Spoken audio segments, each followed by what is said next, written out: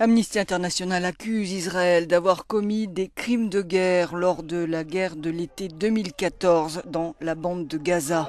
Dans un rapport publié ce mercredi, l'ONG met l'accent notamment sur des attaques menées par l'État hébreu entre le 1er et le 4 août contre la ville de Rafah, en représailles à la capture de l'un de ses soldats. Une offensive qui a causé la mort d'au moins 135 civils le premier jour. Ce fut l'attaque la plus meurtrière menée par l'armée israélienne durant ce conflit de 50 jours en 2014, dit ici ce représentant d'Amnesty. L'armée israélienne a déclenché une puissance de feu massive sur la ville de Rafah, entraînant le plus grand nombre de victimes civiles en un jour durant tout le conflit.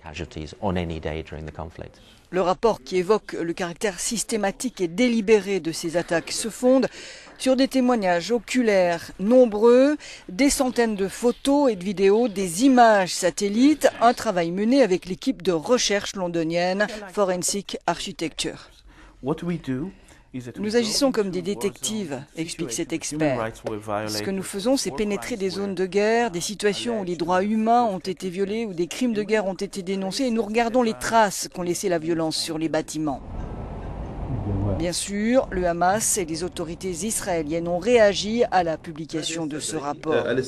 Il faut présenter le plus vite possible toutes ces preuves à la Cour pénale internationale et aux juridictions nationales afin de prendre rapidement des mesures punitives contre l'occupation israélienne, a dit ici le porte-parole du Hamas. Pour le porte-parole du ministère israélien des Affaires étrangères, ce rapport est totalement faux dans sa méthode et dans ses conclusions, a-t-il dit.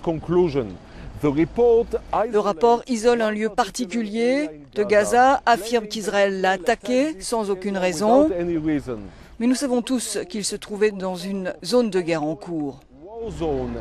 Amnesty International et d'autres ONG affirment que pendant ce conflit de l'été 2014, les forces israéliennes, tout comme les groupes armés palestiniens, ont commis des crimes de guerre et autres violations graves du droit international.